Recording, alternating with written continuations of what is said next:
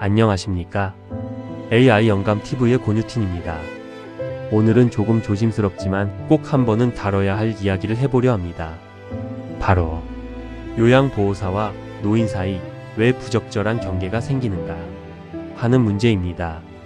이 이야기를 꺼낸다고 해서 누군가를 함부로 정죄하려는 것은 아닙니다. 오히려 그 반대입니다. 이 문제를 자극적인 사건으로만 보면 정작 더 중요한 본질을 놓치게 되기 때문입니다. 이 안에는 노년의 외로움이 있고 의존이 있고 욕망이 있고 그리고 무너진 경계가 있습니다. 그리고 그 끝에는 상처와 수치심, 인간의 존엄이 무너지는 비극이 남습니다. 여러분, 사람은 나이가 든다고 해서 모든 감정이 저절로 사라지지 않습니다. 외롭지 않은 것도 아니고 인정받고 싶은 마음이 없어지는 것도 아니고 누군가의 관심과 따뜻함을 바라는 마음이 사라지는 것도 아닙니다. 이것은 이상한 일이 아닙니다. 오히려 아주 인간적인 일입니다. 문제는 이 마음이 건강하게 다뤄지지 못할 때입니다. 특히 요양시설이나 돌봄 현장에서는 노인이 한 사람에게 크게 의지하게 됩니다. 식사를 챙겨주고 약을 챙겨주고 씻는 것을 돕고 옷을 갈아입히고 화장실까지 도와주는 관계. 이 관계는 그 자체로 매우 가까운 관계처럼 보입니다. 하지만 사실은 아주 조심해야 할 관계입니다. 왜냐하면 한쪽은 돌봄을 제공하는 사람이고 다른 한쪽은 돌봄을 받아야 하는 사람이기 때문입니다. 겉으로는 다정해 보여도 본질적으로는 불균형한 관계입니다. 여기서 오해가 생길 수 있습니다. 외로운 노인은 친절을 사랑으로 착각할 수 있습니다. 자주 웃어주고 이름을 불러주고 살갑게 대해주는 사람에게 마음이 기울 수 있습니다. 처음에는 고마움이었지만 점점 기대가 되고 기대는 집착이 되기도 합니다. 반대로 돌봄을 하는 사람도 감정의 선을 놓쳐버릴 수 있습니다. 처음에는 안쓰러워서 더 챙기다가 나중에는 역할과 감정이 섞이게 되고 그 순간부터 전문성은 흔들리게 됩니다. 이 문제는 단순히 둘 사이의 감정 문제가 아닙니다. 이때부터 돌봄은 돌봄이 아니게 됩니다.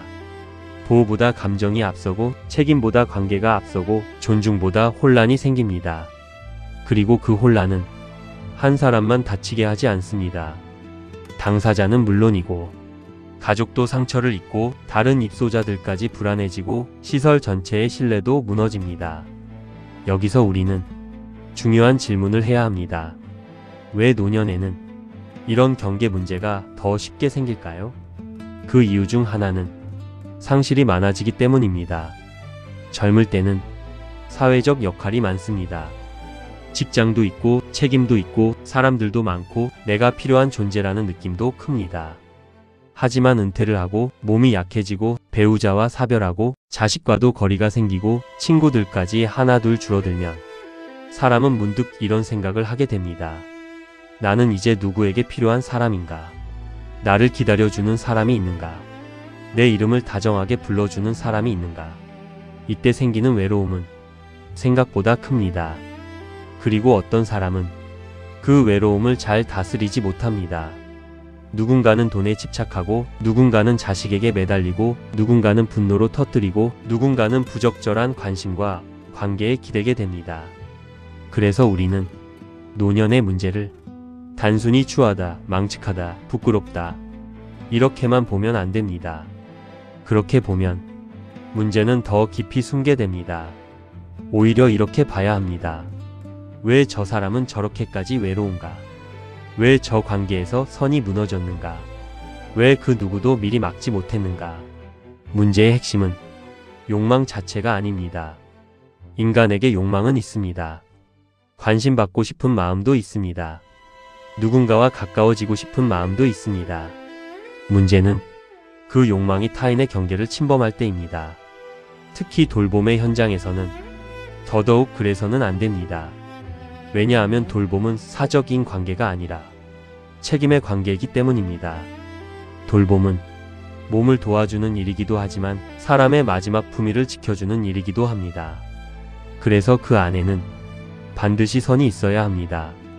친절은 필요하지만 사적인 감정으로 넘어가면 안 됩니다. 따뜻함은 필요하지만 소유와 집착으로 바뀌면 안 됩니다. 정서적 위로는 필요하지만 관계의 착각을 키워서는 안 됩니다. 특히 가족들도 이 문제를 가볍게 봐서는 안 됩니다. 그럴 수도 있지.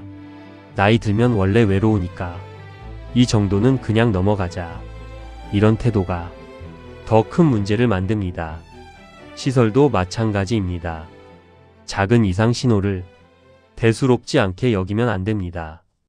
특정 보호사에게만 지나치게 의지한다든지 감정 표현이 지나치게 커진다든지 경계가 흐려지는 모습이 보이면 그때부터 더 세심하게 살펴야 합니다.